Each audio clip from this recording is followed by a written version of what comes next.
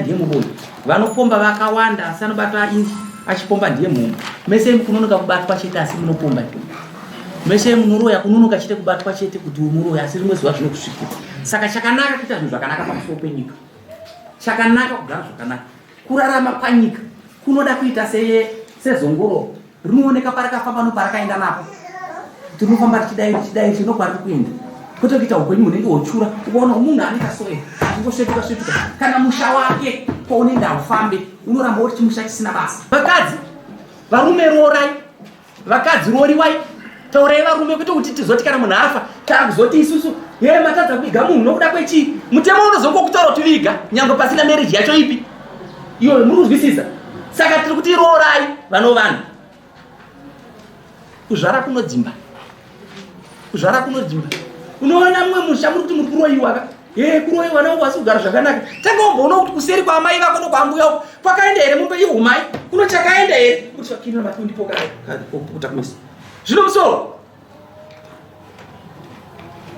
kuda kuroiwa mwana wavo ambuya vako vakadya atete vako vakadya ndobaya mukono masungiro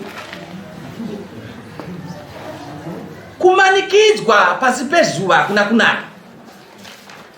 Ndokumbira madhara nhasi pakunyora tosimba chaizvo zvakanyanya tirove nyaya dzacho tidziroi pa 2 minutes munhu anofanira kunge akwana nonyaya yake right ndipe nyaya dzinotaura mabhotoro uyapa nyaya yako ichopinda iwe nyorai masamunhu vakomana tidzirove pana taura mai Sorry. Ndikuwa ndikudo pfuma yangu kuna kwasha wangu.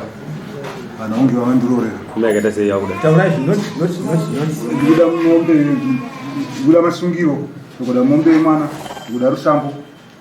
Pana mwana wangani? Pana mwana wangu. Alright, zvatopana. Iwe 3. Anzi kuda pfuma yangu nasevere vako. Ndikupangwa chakabe. Sara marikita asevera. Maonera angu edeni. Ndakazokaruka ndawana tsamba yawo yakundudza kuti ndidiwa kuno. Avamkurunga ivanga vatarisiri anga iri pamuti. Sizo ndiso vakuru tose. Ndaifanira kuti tichiona kuti tiri pamwe chete tichisapfura pamwe chete namkurunga ivanga. Tichipanana pfungwa dzavo.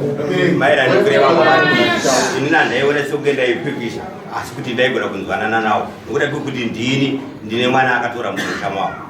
Saka izvi hazvizvi zvega kawa apa ndikutoona kuti zvatova zvega kawa iwe anzi waifana kunge wakagarire pasi ukambomuudza here kuti vana vari kugara sei zvinhu zvaizoitonetsa bhuti ndikatombovati muchedza chindambowawo saka ndamashoko andaisanganidzana nawo kuti vanozoona kutoti ndichingoti mwana wangu shingirira gara svika ndazoona mwana wangu akutoti baba achiuya chitora chikafu kumba asisapochi chikafu saka zvandoradzokuwadza mai ndikati zviri nani zvinopererako anzi zvakandirwadza ndozvaitika zvasaka yapo ndo yapo saka uri kuti kudine nyaya yepfuma yamukurunga yako pfuma yamukurunga inini handingamboramba kuti handirore nokuda kwokuti kuine mwana ende mudzimai aripo ende ndatoshama ndiri kutotarisira kuti ndini ndatorambwa nekuti masumukira akaita mwana wangu achitarikira kubasa haana kundiudza zvokuti mukati ahani ona mwana akaemera mwana akaita basa munani akaenda basa muna september nhasi ndi november september ndowari september iwe unogorero rinochiriro September. Right, November. Ndiyo wati. December. Right. September, October, November. Right. Pesa apa mungora ari wega.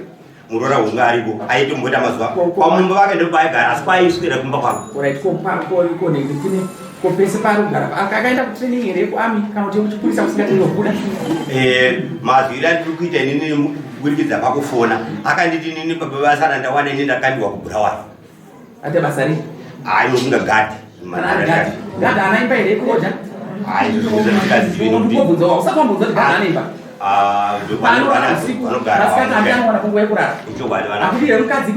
izvo zvinhu zvasingatozivawo iye mararamo yake mwana wako mukadzi uyu anga asina hama here nekana baba wake kumusha kwako vanati chii chakaita kuti adzisiye rudo iye kuda kuenzewa unobikirwa sadza here aiwa kubikira right uyu ari kuda pfuma yake wanzwa zvataura right ndakutaura judgment yepfuma yake unoona pake mwana wakabereka vana vangani 1 mombe 3 ndioumai yedanga yemasungiro that's 3 right aunobvira mbudzi ukapiwa here handina kana mabreak ukapiwa here hapana ukapiwa chii angu ya grocery ne wakani mombe yangoita kuzviverengeto chiri ndikazviperera mombe yakaisa kuzviverengeto kuchaino kurusa hapana chino right rusamba hauna kana chaukapiwa hapana kana saka ndakiisa magumbezi edu machira nembudzi dzacho dzese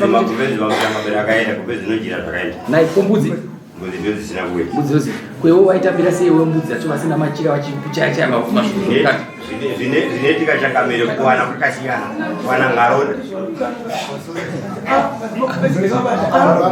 taura yambuya hapana gumbezi nejini kuti vana vavainetsana ava mwana wakurobva haui vatatuma muzukuru wedu itaendai naye ndobva varamba kumutambira vatazotuma mukadzi womuzukuru wabva ramba kumutambira ndobva nyaya dzoenda kumapurisa mwana wavo yakazotorera mwana kumapurisa ndobva vazotuma vanhukadzi vavo vachitikukumbirawo tawana jina negumbeze mbudzi hatina tozopedza kana pachena tivatarama mwana wangu yakasungira kumba kwavo hapana jina negumbeze rakauya preparation chaichayo nepasina muri wavo ndiwabude sokwa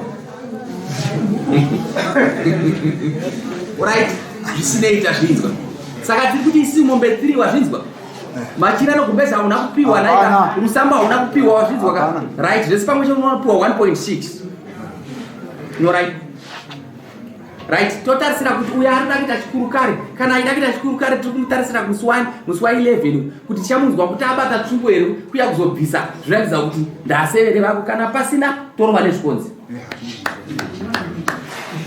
wanza zvanotaura inotakwaita kana uchizaita chine chikuru wazvinzwa inosaina uitira kuona kuti aita izvo nokukumbidza